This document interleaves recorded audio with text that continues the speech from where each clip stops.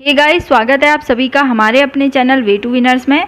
Guys, आज मैं आपके लिए लेकर आई हूँ संपूर्ण हिंदी कोर्स, यानी पूरा हिंदी का कोर्स आपको यहाँ पर कराया जाएगा। देखिए, हिंदी एक ऐसा सब्जेक्ट है जो बहुत सारे एग्जाम्स में आपसे पूछा जाता है। जैसे आपके होते हैं यूके SSC का एग्जाम हो, यूपी लेखपाल में आपसे क्वेश्चंस पूछे जाते हैं हिंदी के, वन दरोगा हो, CTET हो, पटवारी का एग्जाम हो, UPSI हो, DSSB का जो एग्ज़ाम अब होने वाले हैं आपके, ठीक है, उसमें भी आपकी 40 नंबर की आपकी हिंदी पूछी जाएगी। ऐसे बहुत सारे आपके एग्जाम्स हैं जिसमें जो है हिंदी आपसे पूछी जाती है। तो गाइस, हम आपके लिए लेकर आए हैं यहाँ पर, आपको यहाँ पर टोटल हिंदी कराई जाएगी। चाहे वो कोई भी एग्ज़ाम हो जिसमें आपका हिंदी पूछा जाता है, यहाँ से आपका पूरा कवर होने वाला है। तो आपको क्या करना है, जल्दी से हमारे चैनल को सब्सक्राइब कर लेना है और साथ में जो बेल आइकन है उसको भी आपको प्रेस कर लेना है। सो गाइस, हम आपको क्या करेंगे, पहली वीडियो में आपको पूरा थ्योरी कराएंगे और दूसरी वीडियो में आपको हम उससे रिलेटेड जितने भी MCQs बनते हैं, जितने भी महत्वपूर्ण प्रश्न उत्तर बनते हैं, वो सभी आपको यहाँ पर कराएंगे।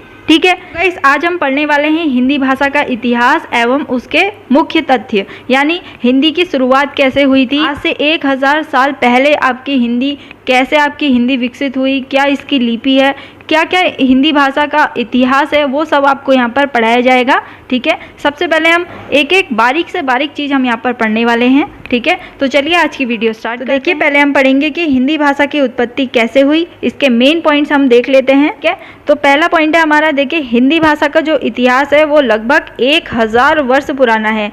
हिंदी शब्द का जो संबंध है संस्कृत शब्द के सिंधु से माना जाता है। सिंधु यानी सिंधु नदी। ये सिंधु जो शब्द है वो ईरानी में जाकर हिंदू हुआ और हिंदू से हिंदी बना और हिंदी से ये हिंद हो गया। सिंधु नदी के पार का जो संपूर्ण भूभाग है उसे हिंद कहा जाने लगा और हिंद की भाषा ही हिंदी कहलाई।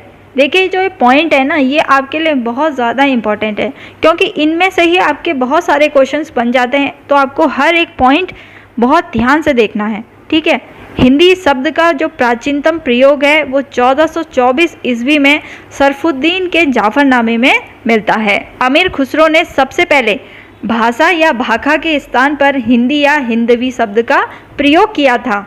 अमीर खुसरो के समय में ही हिंदी और हिंदवी शब्द जो है मध्य प्रदेश की भाषा के अर्थ में प्रचलित हुई थी, यानी अमीर खुसरो के समय में ही हिंदी जो है मध्य प्रदेश में प्रचलित हुई थी। मध्यकालीन अरबी और फारसी साहित्य में भारत की जो संस्कृत भाषा है और पाली भाषा है, प्राकृत भाषा और जो अपभ्रंश भाषाएं हैं, उनके लिए जबान ए हिंद शब्द का प्रयोग मिलता है। अरबी और फारसी भाषा में कौन सा शब्द मिलता है, जबान ए हिंद। बात करते हैं हिंदी भाषा का जो विकास क्रम है वो कैसे रहा है। तो देखिए सबसे पहले संस्कृत भाषा आई, उसके बाद पाली भाषा आई और प्राकृत भाषा है, उसके बाद अपभ्रंश है, उसके बाद अवहट है और लास्ट में आपकी हिंदी भाषा आई। ठीक है, संस्कृत के भी दो प्रकार होते हैं, एक होता है वैदिक और दूसरा होता है लौकिक। ठीक है, अपभ्रंश से जो आर्य भाषाओं का जो विकास हुआ है वो आर्य भाषाएं कौन कौन सी हैं, तो देखिए वो हैं सौरसैनी, पेचासी, ब्राचड़, महाराष्ट्रीय, मागधी और अर्धमागधी। इन 6 आर्य भाषाओं का जो विकास हुआ है वो हुआ है अपभ्रंश भाषा से। ठीक है, आगे इसी के बारे में और डिटेल में बात करते हैं। देखिए, अपभ्रंश भाषा से आधुनिक भारतीय आर्य भाषाओं का विकास हुआ है, यानी किस किस का, सौरसैनी, पेचासी, ब्राचड़, महाराष्ट्रीय, मागधी, अर्धमागधी, अपभ्रंश का। ठीक है, आगे अपभ्रंश और जो पुरानी हिंदी है उसके जो मध्य का समय है उसको क्या कहा जाता है, संक्रांति काल कहा जाता है। इस बात का आपको ध्यान रखना है कि अपभ्रंश और पुरानी हिंदी के जो मध्य का समय है, यानी जो बीच का समय है, उसको क्या कहा जाता है, संक्रांति काल कहा जाता है। आगे पॉइंट है आपका, अपभ्रंश को रामचंद्र शुक्ल ने प्राकृताभास और चंद्रधर शर्मा गुलेरी ने पुरानी हिंदी कहा है। ये जो आपका पॉइंट है ये बहुत ज़्यादा इंपॉर्टेंट है। आपसे क्वेश्चन भी पूछा जा सकता है कि जो चंद्र शर्मा गुलेरी हैं उन्होंने अपभ्रंश भाषा को क्या कहा है, तो आपका आंसर होगा पुरानी हिंदी। ठीक है, और अगर आपसे क्वेश्चन पूछा जाए कि रामचंद्र शुक्ल जी ने अपभ्रंश को क्या कहा है, तो आपको याद रखना है प्राकृताभास कहा। इस तरह से आपसे घुमा फिरा के एग्जामिनर कैसे भी क्वेश्चन पूछ सकता है, तो आपको हर तरह से क्वेश्चन आने चाहिए। नेक्स्ट पॉइंट है आपका, अपभ्रंश का जो समय है 500 से 1000 ईस्वी तक माना जाता है। चंद्रधर शर्मा गुलेरी ने राजा मुंज को पुरानी हिंदी का प्रथम कवि माना है। ये पॉइंट भी आपका मोस्ट इम्पॉर्टेंट है, तो आपको इसको भी ध्यान रखना है। देखिए आप बात कर लेते हैं कि कहाँ कहाँ पर आपकी जो हिंदी भाषा है वो प्रचलित हुई थी। देखिए हिमाचल प्रदेश है और उत्तराखंड के बहुत सारे, यानी पूरे उत्तराखंड में ही आपकी हिंदी बोली जाती है। कुछ भाग आपका पंजाब का आता है, कुछ हरियाणा का, ठीक है, और कुछ भाग आपका जो राजस्थानी है, राजस्थानी में राजस्थानी के अलावा आपकी हिंदी भी बोली जाती है। राजस्थानी के बहुत एरिया ऐसे हैं जहाँ पर आपकी हिंदी बोली जाती है। पूरे उत्तर प्रदेश में आपकी हिंदी बोली जाती है और मध्य प्रदेश में भी आपकी हिंदी बोली जाती है। गुजरात के कुछ ऐसे भाग हैं जहाँ पर आपकी हिंदी बोली जाती है, ठीक है। बिहार में भी आपकी हिंदी बोली जाती है और आपका छत्तीसगढ़ और झारखंड के भी कुछ भाग हैं जहाँ पर आपकी हिंदी बोली जाती है। यानी इतने पार्ट में आपकी जो है हिंदी बोली जाती है। बात करते हैं अपभ्रंश से आधुनिक भारतीय आर्य भाषाओं का विकास, ठीक है, इसके बारे में पढ़ते हैं। देखिए अपभ्रंश के यहाँ पर भेद बताए जाएंगे और यहाँ पर आपको आधुनिक भारतीय आर्य भाषाओं के बारे में बताया जाएगा। जैसे आप यहाँ पे देख सकते हैं कि सौरसेनी अपभ्रंश जो है उससे कौन कौन सी अभी आधुनिक आर्य भाषाएं हम बोलते हैं। देखिए पश्चिमी हिंदी बोली जाती है, राजस्थानी बोली जाती है, गुजराती बोली जाती है और पहाड़ी बोली जाती है। यानी सौरसेनी अपभ्रंश के अंदर पश्चिमी हिंदी, गुजराती, राजस्थानी और पहाड़ी भाषाएं आती हैं, ठीक है। ऐसे ही आपका जो 85 अपभ्रंश है उसमें कौन कौन सी भाषाएं आती है, लहदा आती है और पंजाबी जो भाषा है वो भी आपकी 85 अपभ्रंश के अंदर ही आती है। यानी आपका यहाँ पे क्वेश्चन बन सकता है कि जो पंजाबी भाषा है वो कौन से अपभ्रंश के अंदर आती है, तो आपको डायरेक्ट आंसर देना है कि 85 अपभ्रंश से ही आपकी लहदा और पंजाबी भाषा आई हुई है, ठीक है। आगे ब्राचर अपभ्रंश की, तो ब्राचर अपभ्रंश में आपकी सिंधी भाषा बोली जाती है। और बात करते हैं महाराष्ट्रीय अपभ्रंश की, तो आपकी यहाँ पर मराठी बोली जाती है। और मगधी अपभ्रंश के अंदर आपकी बिहारी, बांग्ला, उड़िया और असमिया बोली जाती है। अर्धमागधी अपभ्रंश में आपकी पूर्वी हिंदी बोली जाती है, यानी अवधी, बघेली और छत्तीसगढ़ी आपकी अर्धमागधी अपभ्रंश के अंदर आती है, ठीक है। देखिए यहीं से आपके कितने सारे क्वेश्चंस बन जाएंगे। जैसे आपसे पूछा जाए कि असमिया किस अपभ्रंश के अंदर आती है, तो डायरेक्ट आपको आंसर देना है जो मागधी अपभ्रंश है उसके अंदर आपकी असमिया जो भाषा है वो आती है, ठीक है। इस तरह से आपको क्वेश्चंस का आंसर देना है। बात करते हैं खड़ी बोली हिंदी के विकास से संबंधित जो युग हैं उनको हम देख लेते हैं। यानी हिंदी में जितने भी युग आए हैं उनके बारे में हम पढ़ेंगे, ठीक है। टोटल कितने युग हैं, कब तक उनकी अवधि रही है, उनके बारे में हम पढ़ेंगे। तो देखिए पहला है आपका भारतेंदु युग और इसकी अवधि रही है 1850 से 1900 तक। यानी भारतेंदु युग आपका 1850 से 1900 तक रहा है। नेक्स्ट है आपका द्विवेदी युग, उसकी जो अवधि है वो 1900 से 1920 तक रही है। छायावाद युग जो है वो 1920 से 1936 तक रहा है। प्रगतिवाद युग जो है 1936 से 1942 तक रहा है। प्रयोगवादी जो युग है 1942 से 1950 तक रहा है, ठीक है। देखिए यहाँ से भी आपके बहुत सारे क्वेश्चंस पूछे जा सकते हैं, ठीक है। ये जितने भी मैं आपको टॉपिक बता रही हूँ ये बहुत ज़्यादा इंपॉर्टेंट है आपके लिए गाइस। तो देखिए आपसे ये भी पूछा जा सकता है कि छायावाद का जो युग है वो कब से कब तक उसकी अवधि रही है, तो आपको डायरेक्ट आंसर देना है 1920 से 1936 तक इसकी अवधि रही है। आगे हम सेपरेटली अलग अलग युगों के बारे में पढ़ेंगे। सबसे पहले हम पढ़ेंगे भारतेंदु युग के बारे में, ठीक है। मेन जो पॉइंट्स हैं वो हम पढ़ लेंगे। तो देखिए बात करते हैं भारतेंदु को आधुनिकता का प्रवर्तक साहित्यकार माना जाता है। इन्होंने हिंदी की विभिन्न विधाओं में साहित्य का सृजन किया है। 1850 ईस्वी से 1900 तक की अवधि को भारतेंदु युग कहा जाता है। भारतेंदु युग का नामकरण हिंदी नवजागरण के अग्रदूत भारतेंदु हरिश्चंद्र के नाम पर किया गया है। किसके नाम पर? भारतेंदु हरिश्चंद्र के नाम पर। भारतेंदु युग को नवजागरण काल भी कहा जाता है। क्या कहा जाता है? नवजागरण काल भी कहा जाता है। हिंदी खड़ी बोली के विकास में भारतेंदु जी का जो योगदान है वो हरिश्चंद्र मैगजीन, हरिश्चंद्र चंद्रिका और बाला बोधनी पत्रिकाओं के जो निबंध हैं उनमें पूरा किया गया है, ठीक है। पूरा उनका जो विश्लेषण है वो इनकी पत्रिकाओं में किया गया है। भारतेंदु युग के जो प्रमुख कवि हैं उनके नाम हैं अंबिका दत्त, बालकृष्ण भट्ट, सुधाकर द्विवेदी, जगमोहन सिंह, राधा कृष्ण, श्रीनिवास दास, राधाचरण गोस्वामी आदि कवि थे, यानी भारतेंदु जो काल है उसमें बहुत सारे कवि थे, लेकिन आपको इन सभी जो मैंने आपको नाम बताए हैं इन सभी कवियों के नाम आपको याद रखने हैं क्योंकि ये प्रमुख कवि हैं। ठीक है, बाकी हम यहाँ पे देख लेते हैं भारतेंदु जी, हरिश्चंद्र की जो फोटो है आप यहाँ पे देख सकते हैं उनकी तस्वीर। ठीक है, और जगमोहन सिंह जी को भी आप यहाँ पर देख सकते हैं, बाल कृष्ण भट्ट जी को भी आप यहाँ पर देख सकते हैं। ठीक है, आपको भारतेंदु युग में जो है सिर्फ इतना ही आपको देखना है, जो मेन चीज़ें हैं मैंने आपको यहाँ पर पूरी बता दी हैं। जितना भी आपसे भारतेंदु युग में पूछा जा सकता है वो पूरा पॉइंट मैंने आपको यहाँ पर बता दिए हैं। आगे बात करते हैं नेक्स्ट युग की, जो है द्विवेदी युग। ठीक है, द्विवेदी युग में जितने भी पॉइंट्स बनते हैं उनके बारे में हम यहाँ पर डिस्कस करेंगे। देखिए, पहला पॉइंट है आचार्य महावीर प्रसाद द्विवेदी के नाम पर ही इस काल का नाम द्विवेदी युग पड़ा। ये एक मोस्ट इम्पॉर्टेंट जो पॉइंट है कि आपका जो द्विवेदी युग है वो किसके नाम पर पड़ा, ऐसा क्वेश्चन आपसे पूछा जाए तो आपको सीधे बोलना है कि जो महावीर प्रसाद द्विवेदी जी हैं उनके नाम पर ही द्विवेदी युग माना जाता है। पंडित महावीर प्रसाद द्विवेदी वर्ष 1930 में सरस्वती पत्रिका के संपादक नियुक्त हुए। सरस्वती पत्रिका को 20वीं शताब्दी के आरंभिक चरण का विश्वकोश कहा गया है। क्या कहा गया है? विश्वकोश कहा गया है। 1900 से 1920 तक की अवधि को द्विवेदी युग कहा जाता है। इस युग को डॉक्टर नगरेंद्र ने जागरण सुधार काल कहा है। क्या कहा है? जागरण सुधार काल कहा है। ठीक है, अब बात करते हैं जो द्विवेदी युग के जो प्रमुख कवि थे उनके नाम भी आपको याद होने चाहिए, कभी आपसे एग्जाम में पूछा भी जाता है। ठीक है, नाम है आपके नाथुराम शर्मा जी, शिया राम शरण गुप्त जी, जगन्नाथ दास रत्नाकर जी, मैथिली शरण गुप्त जी, बालकृष्ण शर्मा जी, राय देवी प्रसाद जी, रामचरित उपाध्याय जी, राम नरेश त्रिपाठी जी और बाकी के बहुत सारे यहाँ पर कवि थे। ठीक है, मेन जो प्रमुख कवि हैं आपके वो यही हैं, आपको इन कवियों के नाम याद रखने हैं। बाकी महावीर प्रसाद द्विवेदी जी की आप यहाँ पे तस्वीर देख सकते हैं और मैथिली शरण गुप्त जी की भी यहाँ पर आप तस्वीर देख सकते हैं।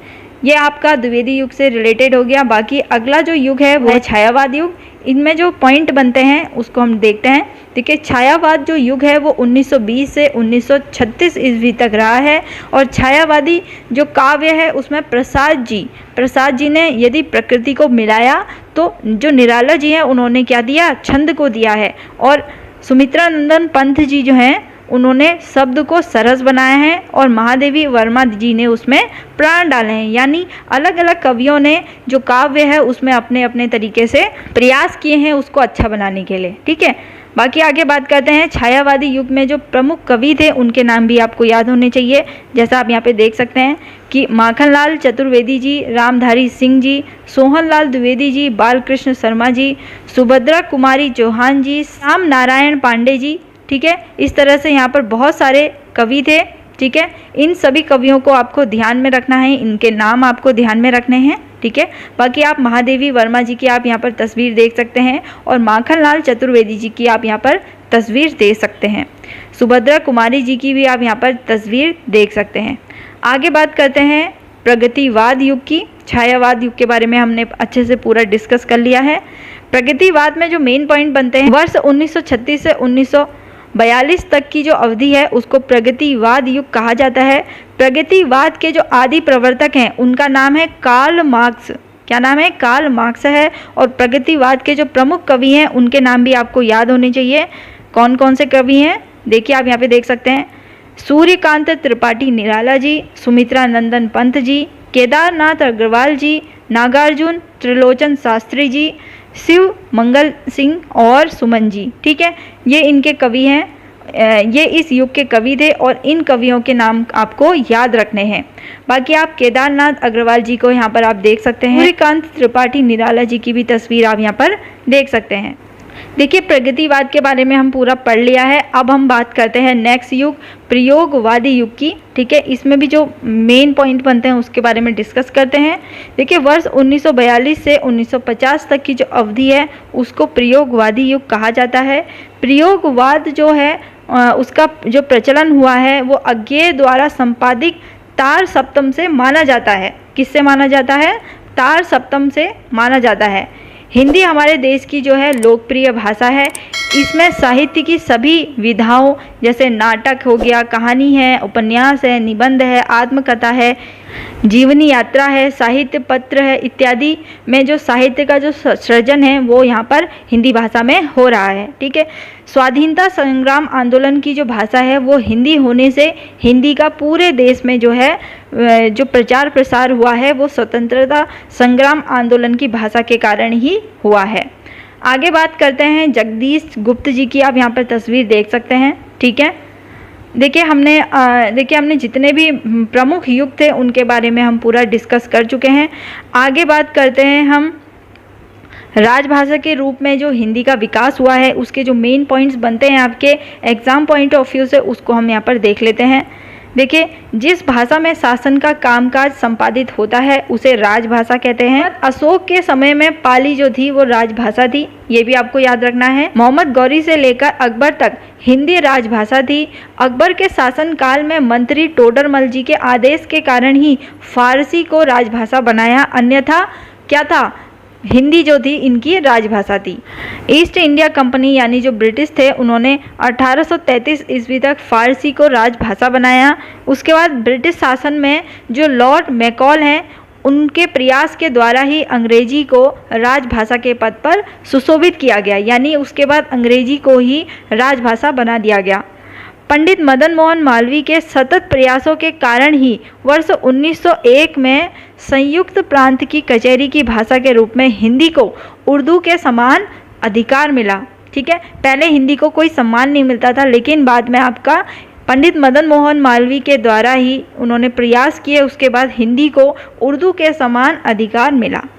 भारतवर्ष के लिए हिंदी भाषा का नाम सबसे पहले पंडित मदन मोहन मालवीय जी ने सुझाया था, इस बात का आपको ध्यान रखना है। संविधान सभा में हिंदी को राजभाषा बनाने का प्रस्ताव गोपाल स्वामी अयंगर ने प्रस्तुत किया था। भारतीय संविधान में हिंदी को 14 सितंबर 1949 को मान्यता प्रदान की गई। कब दी गई? जो हिंदी भाषा को मान्यता प्रदान कब की गई? 14 सितंबर 1949 में। ठीक है, ये डेट आपको याद रखनी है। नेक्स्ट हम बात कर लेते हैं कि संविधान में अनुच्छेदों के अनुसार हिंदी भाषा को कैसे प्रयुक्त किया गया है, कैसे उसका उपयोग हुआ है। ठीक है, अनुच्छेद देख लेते हैं। ये आपके मोस्ट इम्पॉर्टेंट पॉइंट्स रहने वाले हैं कि संविधान के अनुच्छेदों के अनुसार हिंदी की भाषा जो है वो किस तरह से अनुच्छेदों के हिसाब से बटी हुई है। देखिए, संविधान के अनुच्छेद 343 के अनुसार संघ की राजभाषा हिंदी और लिपि देवनागरिक है। ठीक है, ये किस अनुच्छेद के अंदर आता है? 343 के अंदर। संविधान के अनुच्छेद 344 में राजभाषा संबंधी आयोग और संसद की समिति का उल्लेख मिलता है। ठीक है, संविधान के अनुच्छेद 344(1) के अनुसार राष्ट्रपति ने 7 जून 1955 को राजभाषा आयोग के गठन का आदेश जारी किया था। राजभाषा आयोग के प्रथम अध्यक्ष कौन थे, ये भी आपको याद रखना है। बाल गंगाधर खरे थे। कौन थे? बाल गंगाधर खरे थे। ठीक है, आयोग की प्रथम बैठक कब हुई थी? 15 जुलाई 1955 में। कब हुई थी? 15 जुलाई 1955 में।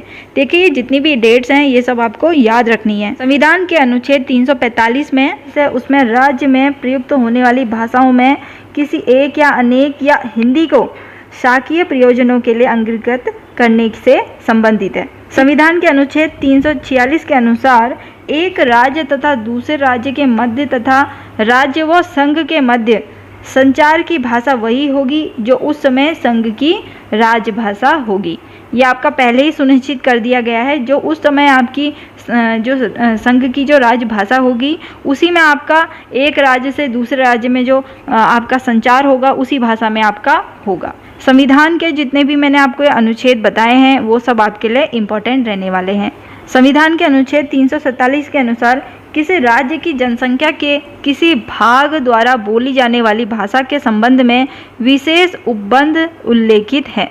संविधान के अनुच्छेद 348 के अनुसार उच्च न्यायालयों, अधिनियमों, विधेयकों आदि के लिए प्रयोग किए जाने वाली भाषा का उल्लेख वहाँ पर मिलता है 348 में। संविधान के अनुच्छेद 349 में भाषा संबंधी विधियों के अधीन नियमित करने के लिए विशेष प्रक्रिया का उल्लेख आपको यहाँ पर मिलता है। संविधान के अनुच्छेद 350 में शिकायतों को दूर करने के लिए अभ्यावेदन में प्रयोग की जाने वाली भाषा का उल्लेख मिलता है। अनुच्छेद 350 क में देखिए अलग अलग हैं अनुच्छेद 350 क और अनुच्छेद 350 ख, दोनों ही अलग अलग हैं। आपको ध्यान से देखना है कि अनुच्छेद 350 क में प्राथमिक स्तर पर मातृभाषा में शिक्षा की सुविधा का उल्लेख मिलता है और अनुच्छेद 350 ख में भाषण अल्पसंख्यक वर्गों के लिए राष्ट्रपति द्वारा विशेष अधिकारों की नियुक्ति का उल्लेख मिलता है।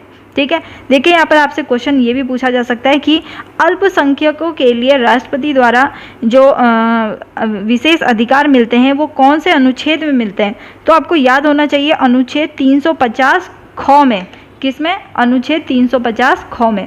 ठीक है, देखिए जो ये अनुच्छेद होते हैं इनकी लैंग्वेज थोड़ी अलग होती है, थोड़ी कठिन होती है समझनी, लेकिन मैंने आपको फिर भी यहाँ पर सरल भाषा में ही बताया है। आप अगर बुक में देखेंगे तो बहुत सारी वहाँ पर जो लैंग्वेज है वो आपको बिल्कुल समझ नहीं आएगी। जो मैंने आपको बताया है ये बहुत ही सिंपल लैंग्वेज में मैंने आपको बताया है, क्योंकि संविधान की जो भाषा होती है वो बहुत ज़्यादा कठिन होती है। ठीक है, आपको क्या करना है गाइस, इस वीडियो को बार बार देखना है, आपको पूरा समझ आ जाएगा। बाकी आपको इसकी PDF डाउनलोड कर लेनी है। ठीक है, आपको टेलीग्राम ग्रुप में जुड़ जाना है, वहाँ पर आपको इसकी PDF मिल जाएगी। डिस्क्रिप्शन बॉक्स को आप ज़रूर से चेक कीजिएगा। आगे बात करते हैं, संविधान की जो अष्टम सूची है उसमें कितनी भाषाएं सम्मिलित हैं? 22 भाषाएं सम्मिलित हैं। उन्हीं 22 भाषाओं के बारे में हम पढ़ेंगे। संविधान में अलग अलग संशोधन के बाद कुल भाषाएं 22 हैं। पहले कितनी थी? 14 भाषाएं थी। ठीक है, संविधान में अलग अलग संशोधन हुए, उसके बाद आपकी 22 भाषाएं हुई, और लेकिन जब संशोधन नहीं हुआ था उससे पहले आपकी सिर्फ 14 भाषाएं थी। ठीक है, देखिए आपकी जो टोटल 14 भाषाएं थी जो पहले थी वो कौन कौन सी थी? असमिया थी, बांग्ला थी, गुजराती थी, हिंदी, कन्नड़, कश्मीरी, मलयालम, मराठी, उड़िया, पंजाबी, संस्कृत, तमिल, तेलुगु और उर्दू। देखिए ये 14 जो भाषाएं थी यही आपकी संशोधन से पहले थी, लेकिन अब कितनी हो गई हैं? अब 22 भाषाएं हो गई हैं। ये जो 22 भाषाएं हुई वो कौन कौन से संशोधन के कारण हुई, वो संशोधन भी आपको याद होनी चाहिए। देखिए 21वां जो संशोधन हुआ उसके अंतर्गत ही 1967 में आपका सिंधी भाषा को 21वें संशोधन के अंतर्गत सम्मिलित किया गया।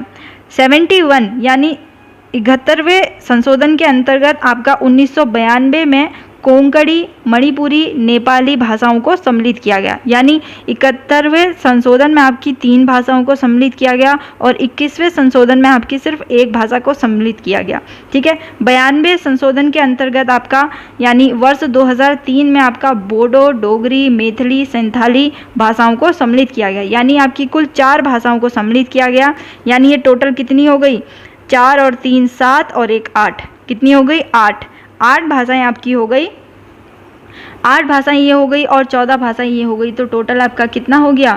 टोटल आपकी यहाँ पर 22 भाषाएं हो गई। ठीक है, और आपको संशोधन भी याद होने चाहिए, किस किस संशोधन में आपकी कौन कौन सी भाषाएं आई गई हैं। जैसे 21वें संशोधन में आपकी सिंधी भाषा आई और 71वें संशोधन में आपकी कोंकणी, मणिपुरी और नेपाली भाषा आई और 92वें संशोधन के अंतर्गत आपकी बोडो, डोगरी, मैथिली और संथाली भाषाएं आई। ठीक है, आपसे ये भी क्वेश्चन पूछा जा सकता है, जैसे 92वें संशोधन के अंतर्गत कितनी भाषाएं, तो आपको याद होना चाहिए 4 भाषाएं, और 71वें संशोधन के अंतर्गत कितनी भाषाएं आपकी लाई गई, तो सिर्फ 3 भाषाएं लाई गई, और 21वें संशोधन के अंतर्गत 1 भाषा लाई गई। ठीक है, ये सब आपको भाषाएं याद होनी चाहिए। ठीक है, बाकी आगे बात करते हैं, जो मेन पॉइंट है वो हम यहाँ पे देख लेते हैं कि भारत की जो राजभाषा है हिंदी और अंग्रेजी दोनों हैं। ये आपको याद रखना है, जो भारत की जो राजभाषा है वो हिंदी और अंग्रेजी दोनों हैं, क्योंकि संविधान के अनुच्छेद 120 की धारा 1 और 17 के अनुसार अनुच्छेद 348 के उपबंधों के अधीन संसद का जो कार्य है हिंदी या अंग्रेजी में किया जा सकता है। ठीक है, देखिए जितने भी संशोधन हैं आपको याद होने चाहिए। आगे बात करते हैं कि हिंदी की जो बोलियां हैं, उपभाषाएं हैं और उनके क्षेत्र हैं, उनके बारे में पूरी डिटेल में बात करेंगे कि हिंदी में जो बोलियां बोली जाती हैं, उपभाषाएं होती हैं और उनके और किस किस क्षेत्र में वो जो बोलियां हैं, उपभाषाएं हैं वो बोली जाती हैं, उनको पूरा हम डिटेल में पढ़ेंगे। ठीक है, देखिए सबसे पहले बात करते हैं पश्चिमी क्षेत्र में जो हिंदी की बोलियां हैं वो जो बोली जाती हैं। सबसे पहले आपकी जो भाषाएं हैं, देखिए जो पश्चिमी क्षेत्र में बोली जाती हैं, ब्रज भाषा है, खड़ी बोली है, खड़ी बोली यानी कौरवी भी इसे कहा जाता है, बांगुर है, हरियाणवी है, बांगुर हरियाणवी एक ही होती है, ठीक है, बुंदेली है या कन्नौजी है। ब्रज भाषा है वो कौन कौन से क्षेत्र में बोली जाती है, ये भी आपको ध्यान होना चाहिए। देखिए जो ब्रज भाषा है आपकी मथुरा में बोली जाती है, आगरा में बोली जाती है, बदायूं, बरेली, अलीगढ़ और धौलपुर में बोली जाती है, ठीक है। और खड़ी बोली जो है, खड़ी बोली यानी खड़ी बोली को कौरवी भाषा भी कहते हैं, तो ये कहाँ कहाँ बोली जाती है, देखिए बिजनौर में बोली जाती है, रामपुर, मुजफ्फरनगर, मेरठ और मुरादाबाद में ये बोली जाती है। देखिए ये जो क्वेश्चंस है ना, ये आपके बहुत ज़्यादा इंपॉर्टेंट है। आपसे कैसे भी एग्जामिनर क्वेश्चन पूछ सकता है कि मथुरा में कौन सी भाषा बोली जाती है, तो देखिए आपको याद होना चाहिए ब्रज भाषा बोली जाती है, ठीक है। इस तरह से आपके क्वेश्चंस बनते हैं, ठीक है। आगे बात करते हैं बांगुर यानी जो हरियाणवी है, वहाँ पर जो हरियाणवी जो भाषा है वो कहाँ पर बोली जाती है, देखिए हरियाणा में बोली जाती है और जो दिल्ली के कुछ भाग हैं, ठीक है, जो हरियाणा से लगे रहते हैं उनमें ये बोली जाती है। बुंदेली जो भाषा है वो कहाँ पर बोली जाती है, देखिए बुंदेली भाषा आपकी ग्वालियर में बोली जाती है, नरसिंहपुर में, झांसी में, होशंगाबाद और ओरछा में ये बोली जाती है। कन्नौजी जो भाषा है वो कहाँ बोली जाती है, हरदोई में, पीलीभीत में, इटावा में, शाहजहाँपुर, फर्रुखाबाद, इन जगहों में ये भाषा बोली जाती है। देखिए हमने पढ़ लिया कि जो पश्चिमी क्षेत्र में जो हिंदी की बोलियां बोली जाती हैं अलग अलग, और पहले तो आपको ये पता होना चाहिए कि जो पश्चिमी क्षेत्र में हिंदी की कितनी बोलियां हैं। देखिए ब्रज भाषा है, खड़ी बोली है, बांगुर है, बुंदेली है और कन्नौजी है, और इनको किन किन शहरों में, किन किन राज्यों में बोला जाता है ये मैंने आपको यहाँ पर बता दिया है, ठीक है। आगे बात करते हैं दूसरी भाषा की। देखिए पूर्वी क्षेत्र में जो हिंदी की बोलियां बोली जाती हैं वो कौन कौन सी हैं, तो देखिए ये हैं अवधी, बघेली और छत्तीसगढ़ी, ठीक है। कौन कौन सी है, अवधी, बघेली और छत्तीसगढ़ी। बात करते हैं सबसे पहले अवधी कहाँ कहाँ बोली जाती है, तो आपको याद रखना है कहाँ कहाँ बोली जाती है, फतेहपुर, सीतापुर, लखनऊ, रायबरेली, सुल्तानपुर, प्रतापगढ़ और गोंडा में बोली जाती है, ठीक है। बघेली जो भाषा है वो रीवा में बोली जाती है, सताना, मेहर और उनके जो आसपास के जो क्षेत्र हैं उनमें ये बोली जाती है। छत्तीसगढ़ी जो आपकी बिलासपुर में बोली जाती है, रायगढ़, खैरागढ़, कोरबा, सरगुजा और जो दक्षिणी क्षेत्र हैं उनमें ये भाषा बोली जाती है। ये आपसे पूछे जाते हैं गाइस, आपसे कैसे भी एग्जामिनर क्वेश्चन पूछ सकता है, मैं तो आपको पूरी डिटेल बता रही हूँ, ठीक है। तो आपको क्या करना है, ये वीडियो ध्यान से देखना है। ये जितनी भी मैं आपके लिए जो आपको ये कंटेंट मिल रहा है ये आपको कहीं नहीं मिलेगा, इतना अच्छा कंटेंट आपको कहीं नहीं मिल सकता, ठीक है। एक एक पॉइंट मैं आपको यहाँ पर बता रही हूँ।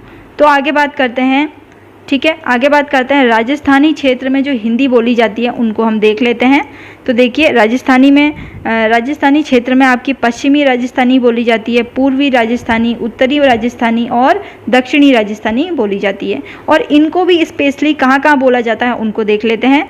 देखिए जो पश्चिमी राजस्थानी है वो जैसलमेर में बोली जाती है, बीकानेर में, जोधपुर में और मेवाड़ में बोली जाती है।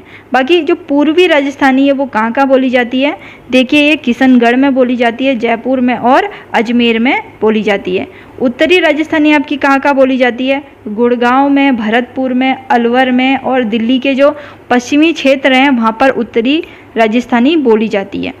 दक्षिणी राजस्थानी कहाँ कहाँ बोली जाती है, इंदौर में बोली जाती है, भोपाल, उज्जैन, होशंगाबाद के जो आसपास के जो क्षेत्र हैं वहाँ पर आपकी दक्षिणी राजस्थानी बोली जाती है। यानी मध्य प्रदेश के कुछ भाग ऐसे हैं जहाँ पर दक्षिणी राजस्थानी बोली जाती है। पहाड़ी क्षेत्र में जो हिंदी की बोलियाँ बोली जाती हैं वो कहाँ कहाँ बोली जाती हैं, देखिए एक तो होती है पश्चिमी पहाड़ी और दूसरी होती है मध्यवर्ती पहाड़ी, ठीक है। जो पश्चिमी पहाड़ी है वो कहाँ कहाँ बोली जाती है, ठीक है, देखिए ये शिमला में बोली जाती है, मंडी में और चंबा में और जौनसार में, ठीक है। और ये शिमला वगैरह आपको पता ही है, ये कहाँ पड़ता है, हिमाचल प्रदेश में। हिमाचल प्रदेश में शिमला भी पड़ता है, मंडी भी पड़ता है, चंबा और जौनसार ये सब हिमाचल प्रदेश में पड़ता है। और ये सारे पहाड़ी क्षेत्र ही हैं। और मध्यवर्ती जो पहाड़ी है वो बोली जाती है आपके उत्तराखंड में, स्पेशली ये उत्तराखंड में बोली जाती है। और उत्तराखंड में दो भाषाएं बहुत प्रचलित है, एक तो कुमाऊनी और एक गढ़वाली, क्योंकि उत्तराखंड दो पार्ट में बटा है, एक कुमाऊनी में बटा है और दूसरा गढ़वाली में बटा है, ठीक है। इस तरह से यहाँ पर हिंदी बोली जाती है। आगे बात करते हैं बिहार क्षेत्र में जो हिंदी की बोलियां बोली जाती हैं उनके बारे में देखते हैं। तो देखिए बिहार में आपकी मगधी, भोजपुरी और मैथिली भाषाएं बोली जाती है। ये जो तीन भाषाएं सबसे ज़्यादा बिहार क्षेत्र में बोली जाती हैं। अब स्पेशली मगही जो भाषा है वो कौन कौन से क्षेत्र में बोली जाती है, देखिए पटना, गया, मुंगेर, भागलपुर और हजारीबाग में मगही भाषा बोली जाती है। भोजपुरी आपकी गाजीपुर, गोरखपुर, बस्ती, शाहाबाद, बनारस और आजमगढ़ में जो भोजपुरी भाषा है वो बोली जाती है। मैथिली भाषा आपकी मुंगेर, दरभंगा, पूर्णिया, मुजफ्फरनगर में बोली जाती है। नेक्स्ट बात करते हैं हिंदी भाषा की जो लिपि है उसके बारे में थोड़ा देख लेते हैं। ठीक है, ये सारे आपके मेन जो पॉइंट बनते हैं हिंदी भाषा से, वो सब मैं आपको पूरा हिस्ट्री जो है हिंदी भाषा की वो पूरा मैं आपको बता रही हूँ। भारत में लिपि की प्राचीनता का सबसे बड़ा प्रमाण सिंधु घाटी की सभ्यता से मिलता है। नागरी अथवा देवनागरी का सर्वप्रथम उल्लेख 8वीं सदी के गुजराती राजा जय भट्ट के लेख में मिलता है। किसके लेख में मिलता है? जय भट्ट के लेख में मिलता है। देवनागरिक हिंदी भाषा की लिपि है और प्राचीनतम भारतीय लिपियों में ब्राह्मी लिपि जो है वो सर्वश्रेष्ठ मानी जाती है। हिंदी भाषा देवनागरिक लिपि में लिखी जाती है। देखिए किस में लिखी जाती है, ये मोस्ट इंपॉर्टेंट बात है कि हिंदी भाषा जो है देवनागरिक लिपि में लिखी जाती है। अब्दुल कलाम आजाद ने हिंदी भाषा के लिए रोमन लिपि का समर्थन किया था। देवनागरिक लिपि में जो सुधारों का प्रयत्न किया था वो किया था महादेव गोविंद रानाडे ने। हिंदी भाषा विश्व की सर्वश्रेष्ठ भाषाओं में से एक है। जनसंख्या दृष्टि से चीनी और अंग्रेजी के बाद इस संसार में हिंदी बोलने वालों की संख्या सबसे ज़्यादा है। ठीक है, देखिए तीसरे नंबर पे हिंदी भाषा आती है। पहले नंबर पे आपकी इंग्लिश है और चाइनीज़ है, उसके बाद आपकी हिंदी भाषा ही पूरे विश्व में बोली जाती है। मॉरिशियस के जो अभिमन्यु अनंत हैं उन्होंने 14 उपन्यास लिखा है और 200 कहानियों की रचना की है। ठीक है, आपसे ये भी क्वेश्चन पूछा जा सकता है। और इनमें से जो लाल पसीना नाम का जो उपन्यास है वो सर्वश्रेष्ठ माना जाता है। देखिए जो अभिमन्यु अनंत हैं उनको मॉरिशियस का प्रेमचंद्र कहा जाता है और जो जोगिंदर सिंह कंबल हैं उनको फिजी का प्रेमचंद्र कहा जाता है। ये जो दोनों क्वेश्चन है बहुत ज़्यादा इंपॉर्टेंट है। अगर आपसे पूछा जाए कि मॉरिशियस का जो प्रेमचंद्र है किसे कहा जाता है तो आपको याद रखना है अभिमन्यु अनंत, और अगर आपसे पूछा जाए कि फिजी का प्रेमचंद्र किसे कहा जाता है तो आपको याद रखना है जोगिंदर सिंह कंबल को। उसके बाद अब बात करते हैं विश्व हिंदी सम्मेलन की, कि विश्व हिंदी सम्मेलन कब हुआ था, कितने विश्व हिंदी सम्मेलन अभी तक हो चुके हैं, पूरी सूची, डेट और कहाँ पर ये हुआ था उसके बारे में पूरी हम यहाँ पर डिटेल में बात करेंगे। ठीक है, तो देखिए जो प्रथम विश्व हिंदी सम्मेलन हुआ था वो हुआ था नागपुर में 10 से 12 जनवरी 1975 में हुआ था। द्वितीय विश्व हिंदी सम्मेलन आपका पोर्ट लुई यानी मॉरिशस में हुआ था 28 अगस्त से 30 अगस्त के बीच में हुआ था। ठीक है, तृतीय विश्व हिंदी सम्मेलन आपका नई दिल्ली में हुआ था 28 से 30 अक्टूबर के बीच में हुआ था। और चतुर्थ यानी चौथा जो विश्व हिंदी सम्मेलन हुआ है वो पोर्ट लुई में ही हुआ है यानी मॉरिशस में ही हुआ है 2 से 4 दिसंबर 1993 के बीच में हुआ था। पांचवा जो हिंदी सम्मेलन है वो पोर्ट ऑफ स्पेन में हुआ था 4 से 8 अप्रैल 1996 में हुआ था। ठीक है, छठा जो विश्व हिंदी सम्मेलन है वो लंदन यानी यूके में हुआ था 14 से 18 सितंबर 1999 में हुआ था। सातवां जो हिंदी सम्मेलन हुआ था वो पारामारिबो सूरीनाम में, ठीक है, 6 से 9 जून के बीच में 2003 में हुआ था। आठवां जो हिंदी सम्मेलन है वो न्यूयॉर्क में यानी यूएसए में हुआ था 13 से 15 जुलाई के बीच में 2007 में हुआ था। नवा हिंदी सम्मेलन आपका हुआ था जोहान्सबर्ग यानी दक्षिण अफ्रीका में 22 से 24 सितंबर 2012 में। 10वां जो हिंदी सम्मेलन हुआ है वो हुआ है भोपाल में 10 से 12 सितंबर 2015 में। ठीक है, कमेंट बॉक्स में मुझे कमेंट करके बताना है कि जो 11वां जो सम्मेलन हुआ है हिंदी का वो कहाँ हुआ है। सो गाइस, आपका यही होमवर्क है, आपको मुझे 2 क्वेश्चंस के आंसर देने हैं। पहला कि हिंदी भाषा किस लिपि में लिखी जाती है और दूसरा है लाल पसीना उपन्यास के लेखक कौन है। ठीक है, ये दोनों जो क्वेश्चंस हैं आपको मुझे बताने हैं, कमेंट बॉक्स में कमेंट करके बताने हैं, क्योंकि हमने इन दोनों के आंसर अभी थ्योरी में पढ़ लिए हैं।